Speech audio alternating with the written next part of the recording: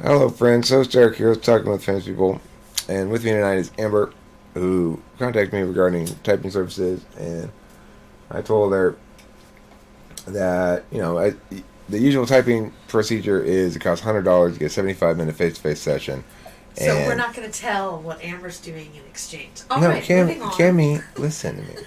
As I explained to her, and I will explain to Cammy now, who doesn't listen to me, but usually. You don't need to share with everybody. She's. Cam, will you stop trying to know in advance where I'm going with things? Okay. See, this is what you get, Amber. You So get our little banter. what I indicated was that I do occasionally, and I'm probably going to do a few more of these periodic sort of advertisement videos where I do a partial typing of somebody, like spend probably 30 minutes on it or something, just to display what the process is like somewhat. And also, it's just if it turns out to be a good video, then it's worth it to me regardless. So that's it. Okay, so having said all of that disclaimer, let me go on to initiate by saying I don't have any idea anything about this person. She may have spoken with me in some capacity before, either in comments or Facebook or something, but I don't remember if she did. I don't remember what it was that we said or anything. So it's brand new blank slate for me. So I'm going to start with some sort of blank slate questions. First, how much do you know about cognitive functions already coming into this conversation? Well, I have looked into typing systems, MBTI, and socionics for probably 2 years now.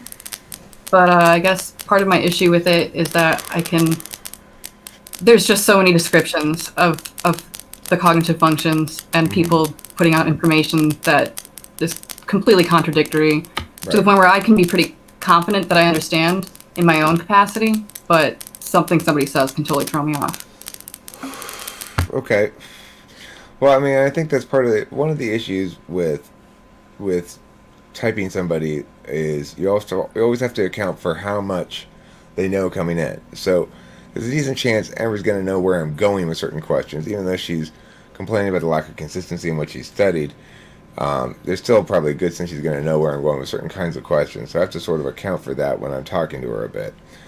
But it also opens up other kinds of questions. So what I would say foremost is, do you find that in general, what's more important to you, words and meaning, or experience physicality doing shit in the real world?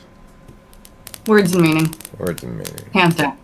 Right. I sort of almost gleaned it immediately, but all right. So then the thing is, tell me about if you were going to tell a story about a little dog that gets lost in the forest and meets a bear, and somehow together they solve a crime.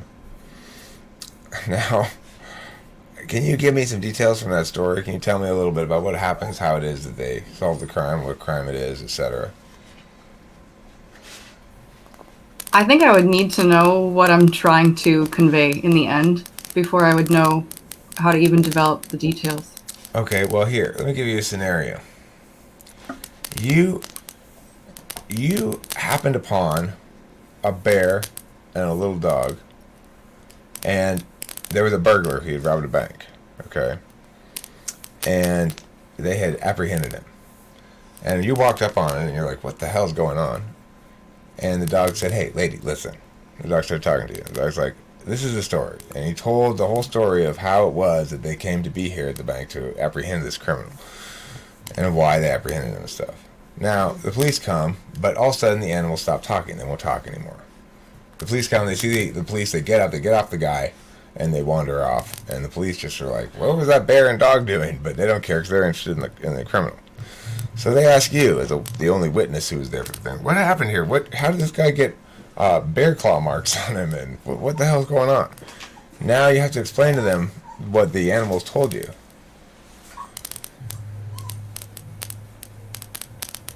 I think I would try and figure out how to move what they had told me into moving what I had ascertained they were indicating.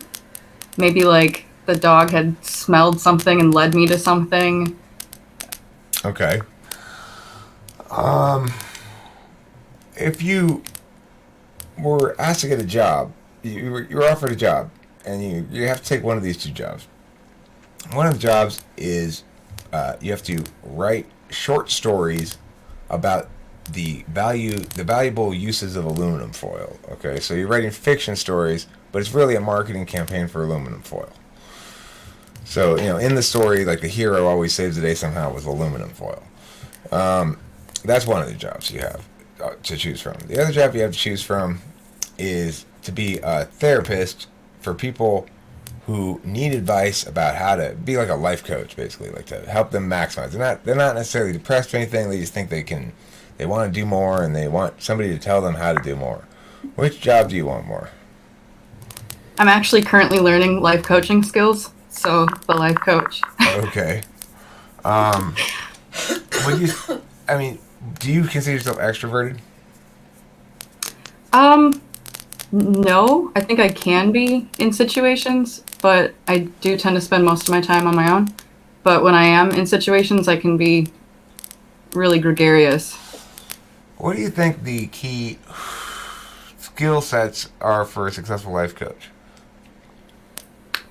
I think you would need to be able to remove your own perceptions or how you would go through a situation and look at what the other person's limitations are, what their available tools are, and where they actually are at. Because you can't expect somebody to hear a lesson or a tool and immediately be able to apply that.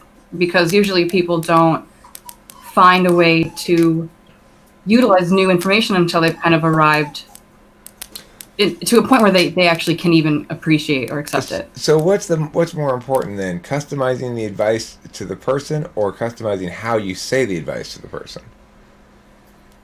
Customizing how you say it. Okay. Hi, Matthew. Hey. Hi, Matthew. I don't know you, but hello. I'm Amber. Hi.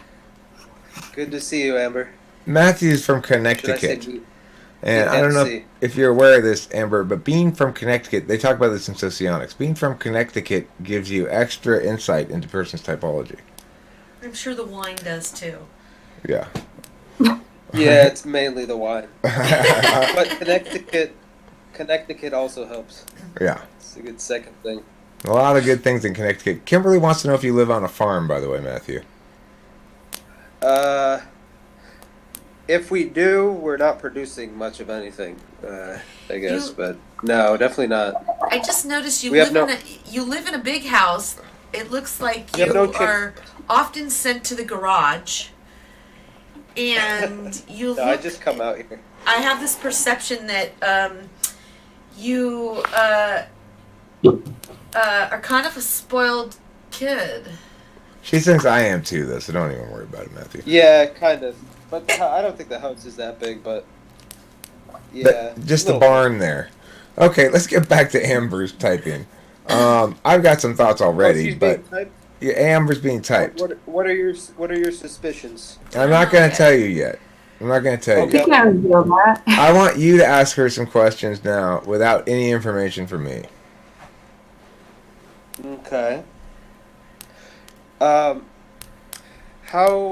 much do you think your past experiences inform your current decision making?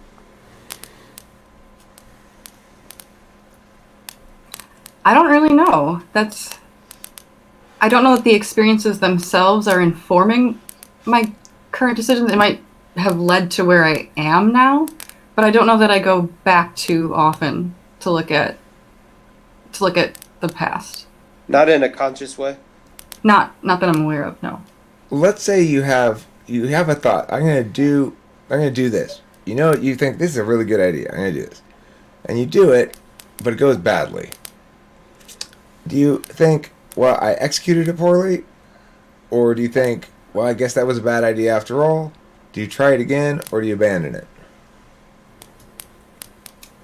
I think I abandoned for a while, but I usually pick ideas back up. Well, I will end up going back for them. If you If it's something that I really want. I guess I would need a little bit of context. Let's say you held a party, a dinner party, and you invited Steve over. And unfortunately, Steve's had some bad things happen to him lately. A girl broke up with him, and then his boss wrote him up at work. And he comes in, he's in a really bad mood, and he kind of starts spilling a bunch of meow meow meow at everybody. And you've concluded that it negatively affected the time that was had by all, and so that people didn't really have that great of a time that they would have had if it hadn't been for Steve. Now, afterwards, do you blame yourself is your attitude more like, look, for this to be successful, the party had to be a success. It wasn't. That's on me, so I failed here. Or do you go, I did everything right, except maybe I shouldn't have invited Steve. I had no way to know this shit was just going to happen to him a week ago. You know, when I asked him a week ago to come, none of this bad shit had happened. It's not my fault. That is no indication on me as a party thrower or whatever. I think it would be the latter.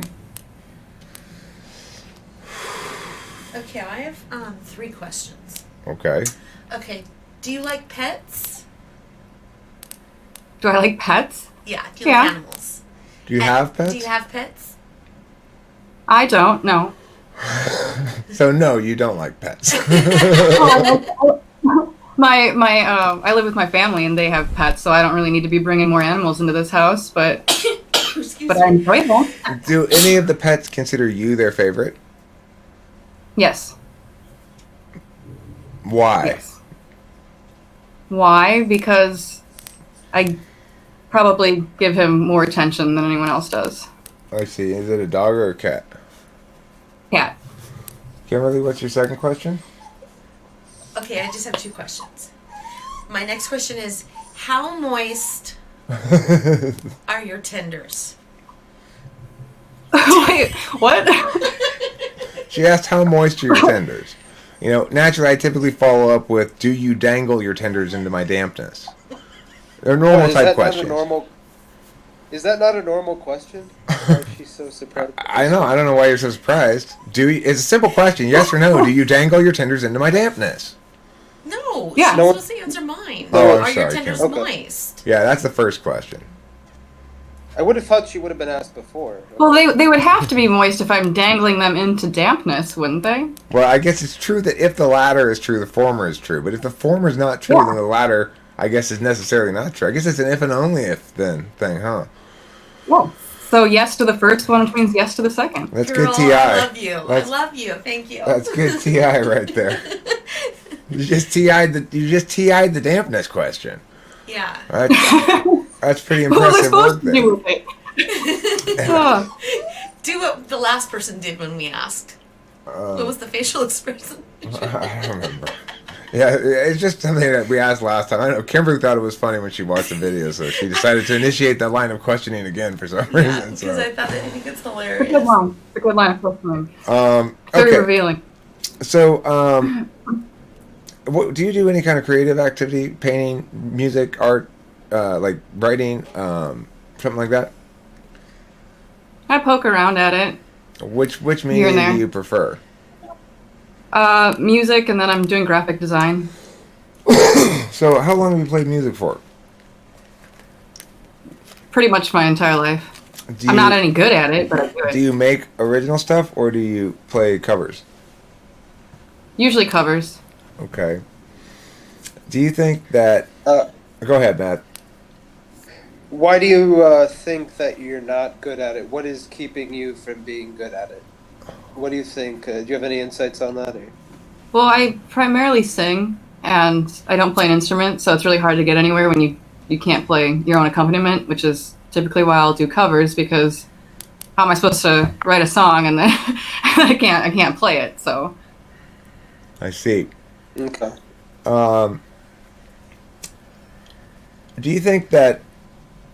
Like, do you have a clear vision when you hear a song, like on the radio, what you think about it? Like, whether it's good or bad, and why? No, I don't know that I do. Do you have a strong preference for some songs over others? Yes. Yeah, I think it would be usually based either in the lyric content or if the beat is just contagious.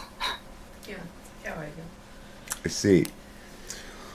Have you ever tried to write a song before? Yeah. And I what have notebooks with like failed bits and pieces, but of lyrics? yeah. And do you ever try to write melodic lines to go with the lyrics?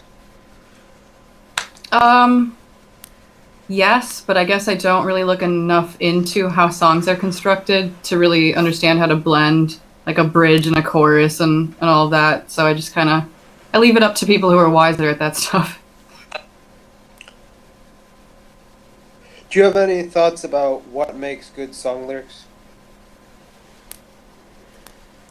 What makes good song lyrics? I guess if it expresses some sort of universal experience or especially I really like songs that I relate to the symbols in them. So like lately I've been really into songs about wolves. Which I might not be able to identify exactly why that is, but there's something about wolves Are you one of lately the clients of Dr. Lionel Sprinting Wolf Kazakow? Am I? Yeah. Not anymore. Oh, not anymore. You quit working with Dr. Kazakow? Yeah, no, formerly. Dr. Lionel Sprinting Wolf Kazakow has the benefit of being 1/32nd Native American. So, he's probably taught you how to be a sprinting wolf, is my guess. I lost $5,000 to that guy. That guy is a scam artist. Well, that's why I had to quit interacting with him. But you know what? He's Raul Diego's primary patron. And Raul Diego. Okay, just because there's good things about people doesn't mean it's okay for them to. I agree. Take $5,000 of my hard-earned money. Yeah. He had to support Raul Diego with it. And to sell me a spiritual dream that I never saw any good outcomes from. So look, if I remember correctly, he told you your spirit animal was a salamander. I don't know why you weren't satisfied with that. Because it's obviously an iguana. What's your spirit animal? He lied. Amber? He's a liar. What's my spirit animal? Mm-hmm.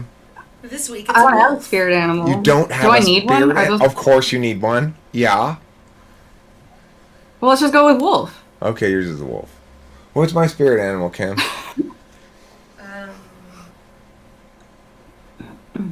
Your spirit animal. She doesn't know. I don't know. It's an emu. Duh. I would Anyway. say mine's a chicken and yours. Wait, is so a do we have to personality type her now that we've determined her spirit animal's a wolf? Isn't that good enough? I mean, that's better than personality type. That tells you everything you need to know about yourself. What it tells you is you hunt in packs and devour That's the raw point. meat. That's what it tells you. That's accurate. So anyway, if I would actually type, let me just say right now, if I would actually type you one-on-one, I don't joke around like this. Once Matthew got here, I tend to want to start making jokes, But anyway, Amber. I'm not You already here. have it though. Huh? You already pretty much know what she is. I know what she is. Yeah, so that's But what I'm saying. That's I'm why not we're going playing. to. I'm not going to say right now because I want to draw it out more out of her. Right. So what I'm saying is we're not distracting you. We're just, making it. What you're saying is you exciting want to torture her more. That's what Sort of, I guess. If you had a significant other to provide you one of the following skill sets to add to your own, which do you think would be most useful? A, somebody who reminded you to, eat and drink liquids and take a shower and get dressed and stuff like that. Or B, somebody who provided lots of creative ideas for you to hear and think about. Or C, somebody who took things that you came up with and executed them into reality. Or D, somebody who helps you to understand how to get from point A to point B, like how to fix a shower head or something. Somebody who shows you how to do it. C. B, what was B? No, she said C. Oh, C? C. Okay, so C was put your ideas into action? Yeah. Yeah, okay. What do you think will make you invalidate another person the most? Like, think that they're not really worth your time and energy to talk to. They are, number one, awkward. Number 2, unkind. Number 3, untruthful. Number 4, unoriginal or uncreative.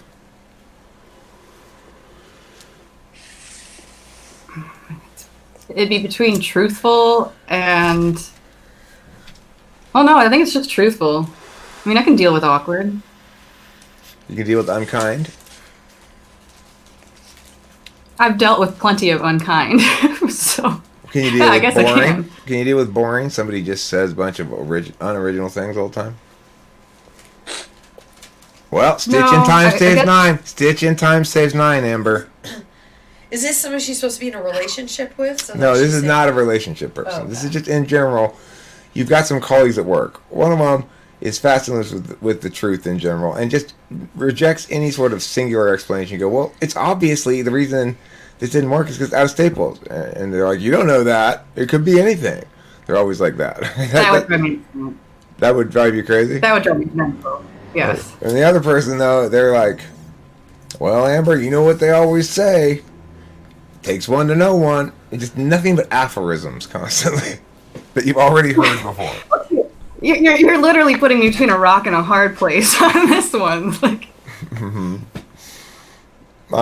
Okay, well, I mean, both either of those answers is more or less consistent. I mean, the thing is, I get a pretty clear sense.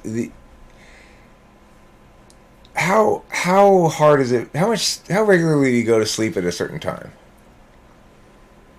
never. So your schedule's random all over the place? Oh yeah, especially now. I've been off work for like 3 weeks. Okay. Do you let yourself get too hungry or thirsty and realize, oh shit, I'm dehydrated and starving? Sometimes depends. If I'm really immersed in something, yeah. Okay. Do you have an idea of what you think your type is? Don't say it, but do you have an idea? Between 2. I want you to cover your ears. I don't want to hear her tell us. I'm between 2 myself at the moment. I'm trying to figure out where your SI is a bit, you know? Do you go and then crash? Oh, let me ask a different question. Do you forget about appointments sometimes? Show up later, don't make them? No. Okay. No. Okay. The only thing that I think about her so far is that she's some kind of NF. I don't know why I think that either, but... Okay, well, here's what I think. I guess we'll just get to it at this point. I think you're an INFJ. And I think you're an INFJ because you're clearly an I, and your TI is solid. It's better than an ENFJ would be. Your SI sounds like 8th slot, not 7th. You use it kind of like a role function. You make all your appointments and shit, but you don't really take care of yourself. That sounds like 8th slot SI. You're seeking SE from a significant other. That's consistent with INFJ. You validate against either NI or NE. Other people, NE would be my expectation, but obviously, when you hear those questions, truth sounds inherently like worse than unoriginal. Like not truthful sounds worse than unoriginal inherently. It's hard to balance those in terms of how they're presented in the question. So it doesn't really surprise me you'd pick NI. The fact that you didn't think too highly of unkind suggests you're countervalued FI, which is consistent with that. Everything so far has been consistent with INFJ. Now, granted, because you study cognitive function, you're obviously intuitive, and you've got decent TI, then it's plausible for you to be gaming the test, which means it's possible you're an ENFJ, but I'm leaning towards INFJ because your ability to game it would be TI driven more than an ENFJ would, probably, based on what I've heard from you. Your critique of my moistness and the dangling thing is straight up TI, and that's consistent with a hidden agenda wanting to achieve in that area. And you sound, as INFJs always do, you sound intelligent and intuitive and stuff. Very controlled. Yeah, and very, very controlled, very polished, very calculated. So everything says INFJ to me. And what are the two things you... Go ahead, Matthew. Yeah, if you walk into a party, or I don't know if you do, but let's say you do, do you feel a sense of obligation, strong obligation to talk to as many people as you can in there, or might you just like to talk to some or a lot of them if you have the opportunity? I don't know that I would feel obligation. I think I might just naturally move and talk to people that I'm drawn to. Because Now, I've heard ENFJs almost have like feel like a sense of obligation to kind of like have some command over the room. I don't know how true that is, but now, Amber, I hear you're always bringing Twister to the party. How do you deal with the social awkwardness of trying to get everybody to play Twister with you? Start playing Twister. Start playing Twister Sorry, that alone. threw me for a second. And then I had all these visuals and people were oiled up. It was weird. That's okay. I had it too. No, the correct answer, Amber, is, come on, Bob. If you and I start playing, others will join in. That's foolproof. That'll work. What were the two I haven't types that played that you in were forever. between, Amber? Between INTP and INFJ. Okay, well, let me then. It's plausible you're an INTP. That's not out of the question. So I didn't really. But the thing is, you seem too much NI. I don't hear enough SI from you to be INTP, probably. INTPs have an SI hidden agenda, which means what they really want to do is construct their own personal narrative about themselves and the events that have occurred to them that are particular to themselves, that may resonate universally as significant to others, but if you're an FE user, but nevertheless are your own pieces of narrative. So you got to ask yourself, if you wanted to distinguish between the two, basically you've got two questions. Number one, are you SE seeking or SE polar? SE seeking wants their significant other to do this for them, but they can muster it up and do it when they need to. SE polar doesn't get it, really. Okay, and the other thing to think about is your third slot function. Do you feel more satisfied by being logically consistent and having good logical analysis, or do you feel more satisfied when others praise you? Because INTPs really like praise, and being logically consistent is the base level default for them, so it doesn't really give them any juice. If it gives you juice to be smart and logically consistent, and especially like if you like to get praise for something a lot, and you probably won't want to admit that to yourself at first, but it's going to be third or fourth slot FE. If you prefer instead to see your ideas valid and foolproof and then executed, then you're probably an INFJ. INFJs don't ultimately really want that. They are all about their like theories and shit like that, but what they really want is a good life with a lot of satisfaction and animal pleasures and a lot of other things like that. So that's a good way to distinguish between the two. They do kind of sometimes can seem alike because INTPs have the same sort of very cautious FE that INFJs do. They're just not as good at managing social perceptions. So I guess I would ask you that then as well, which is do you manage them across time? Do you keep in your mind awareness of things like, I praised this person 2 weeks ago and it was this sort of praise, and so I don't want to do it again, or else it's going to counter impact the social impact. But instead, I'll offer this comment, which is sort of praise. Do you do that kind of shit? Then you're probably an INFJ. Oh, am I answering something? Do you do that kind of shit? Keep track of comments I've made to others. Well, how aware are you of others' perceptions of you and your management of that across time?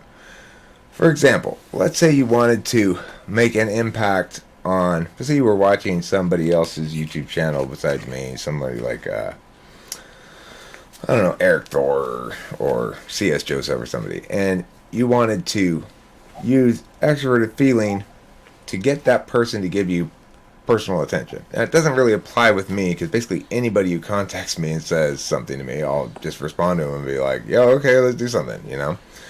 But for most people, it's a certain amount of FE to get yourself into them, into their thing, right? How confident would you feel about doing that? Would you know the Oh, strategy to very. take? Very competent.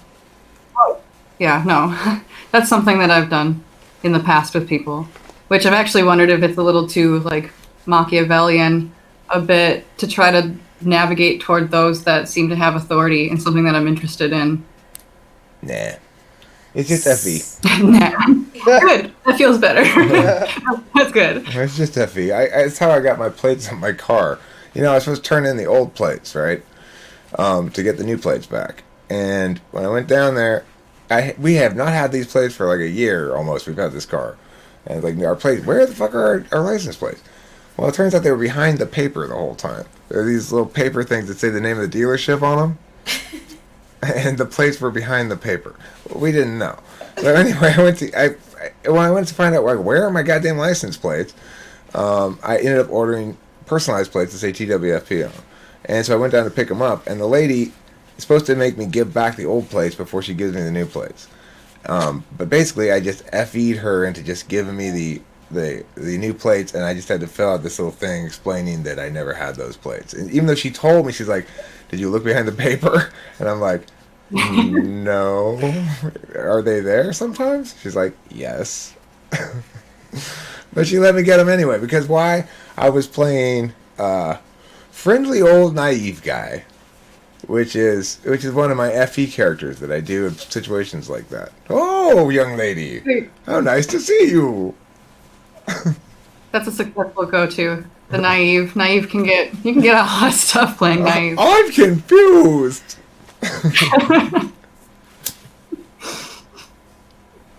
Yeah, okay, I think you're an INFJ. I mean, I'm pretty convinced of it. Everything about you seems INFJ-ish, and, the real question, Amber, is Matthew an INFJ like you, or is he an ENFJ? That's one I can't quite get my hands around. I think he's probably ENFJ. Yeah, he is. See, if I go with my gut, it's ENFJ. Yeah. But I have not talked to him enough to really. But you see, Matthew, I don't think I could have third slot SC, because that would mean that I'm like valuing SC in some sense, right? In some way. Well, you are. When I say, "Hey, you want to make a video?" Here you are. You're not musing about it. You're not sitting there going, should I make a video? No, it is. No, it's more rational. It's more thought out. Yeah, it's more.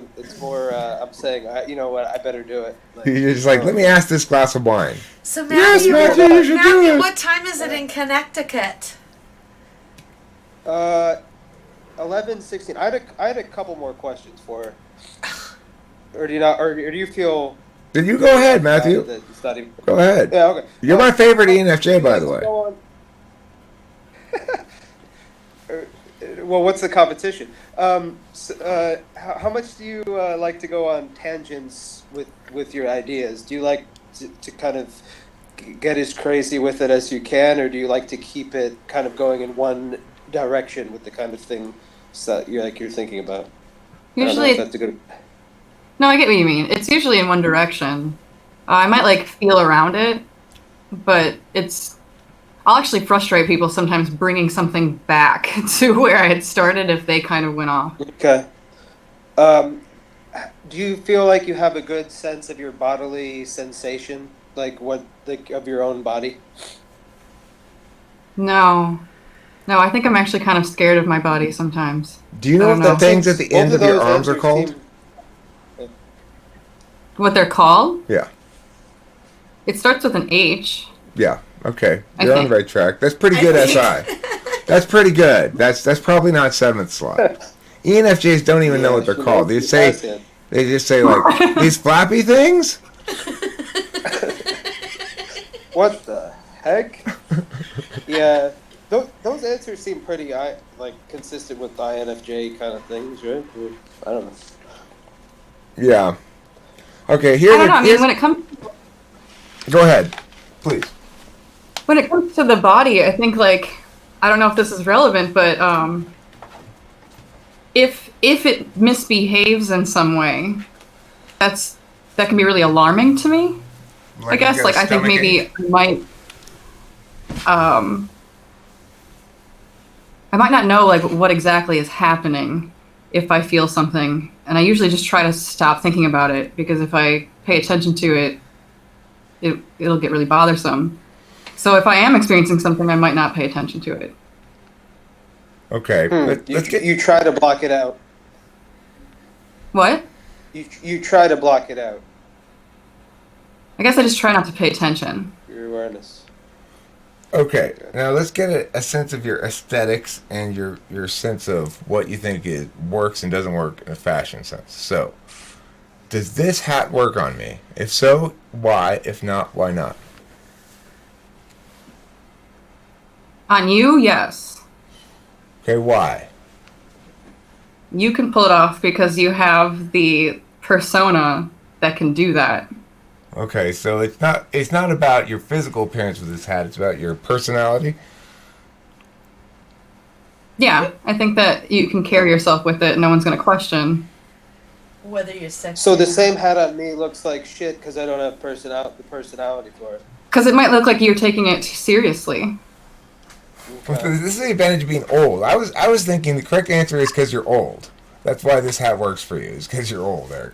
Because, as an old person, if I walk around in this hat, people aren't sure what to make of it, right? They're like, okay, here's the next one. Is he serious? Or, it's like, if a young person wears it, it's clearly ironic in some sense. And so it doesn't work nearly as well. But if an old person who doesn't look particularly sexy, such as myself, wears it, I think that it can work more successfully. Now, Kimberly's hat here, which she doesn't wear, I don't know why, but I wear it. What do you think about this one on me? Which one do you think works better on me?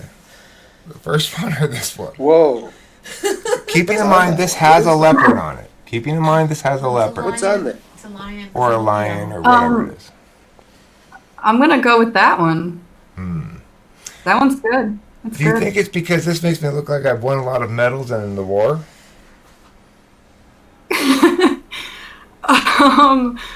That hat has a little bit of like a badges. rapper vibe to it, honestly. You look like some Don't those kind look like of sheriff hip-hop badges? star. It is. It's the lion. I think it's the lion. Yeah. I could go into some place and say, I'm a Leo, and that's why I got this hat. I'm not actually. Do you believe in astrology? Not particularly. Why not? I think that if I were going to look at astrology, and if I do look at astrology, I'm going to look at how it's more about the archetypes. Like, you could probably cold apply a lot of that stuff to just about anybody. But I think that doesn't necessarily mean there's nothing to be found in it that's useful. It's just not in the application that people usually use. There are also so many different moon things that you can always say, well, I'm a Taurus, but I'm not like a Taurus because I have this wasn't moon in born that when the and sun that was moon in rising. this, And it's kind of like the subtype Yeah, thing.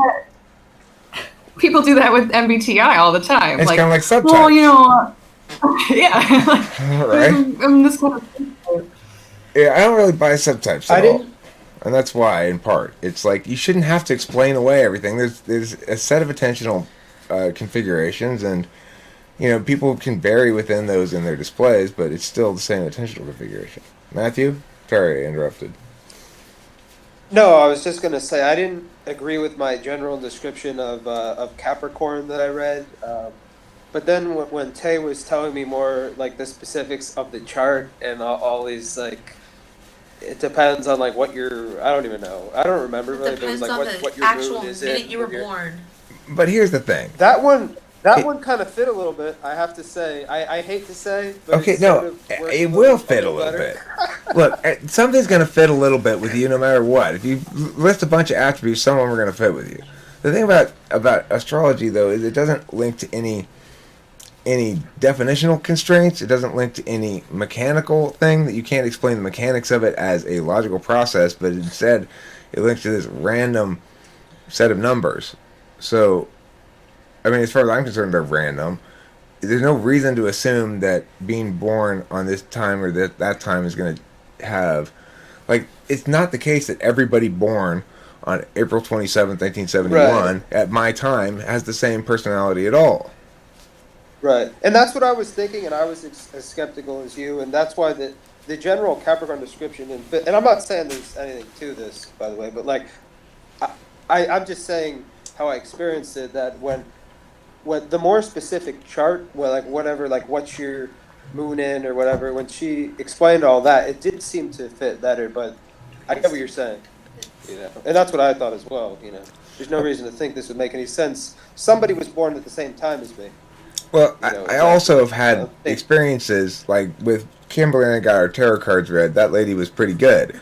But really what you're doing is you're going to an intuitive and saying, tell me some shit you intuit about me. And they will, and if they're good, they're good. Ask a couple little questions and just sort of read your body language and shit like that. It's probably an FE tool user. It's probably like an INFJ. You could probably do that just fine, right, Amber? You could go into a room, I'm sure, with some tarot cards and bullshit somebody and have them be paying you $60 and going, wow, you are so magical. You saw right into my heart. Minus the making money on it, I have done that. So I didn't make money. What was I doing? See, you gotta add a price tag. Yeah. People value things more when they have to pay for it. It's true. That's why you Very don't true. value this typing very much, Amber. That's why you just reject it and just throw it away in the trash. Eric doesn't know anything. He didn't make me pay anything. Well, shit. Now I feel dumb that I said it was true. Just charge her after it's over. Just be like, that'll be $200. It'll help me value it. I won't do any such thing. So anyway, typings are sort of like this, without all the jokes and without Matthew and his wine, and Kimberly is often here though during the typing sessions. She's here. She likes to have this advantage that she has when she's sitting back here on the couch, which is, number one, until she speaks, nobody knows she's here usually, and number two, after she speaks, people will forget she's here because she'll stay quiet for a long time. She likes that for some reason. I don't know. I guess it's just an introvert thing. Observe rather than be a part of it. Yeah, and chime in periodically. Yeah. Any last thoughts before we finish the video? No. Okay, what do you think people should not forget to eat plenty of, Amber? Any answer's fine. Whatever you think. Food. Food is You're too close. You're close. Food is too general of an answer. Yeah. Now I said any answer was fine, but I didn't anticipate so general an answer. The dairy product direction. What do you think, Amber? Give us a specific Let's go in the food. direction of the dairy section. Okay, let's aim you to the dairy section of the supermarket. Now I want you to pick a dairy item that everybody should not forget to remember to eat plenty of. While the cat's away, the mice will play. What do you think, Amber? It's got a bit of a saltiness to it. And String cheese. There's lots of String cheese. Okay, we'll go. go with string cheese. Don't forget to eat plenty of string cheese today. Amber has her preference of kinds of cheese. It doesn't matter what kind, as long as you eat plenty of it.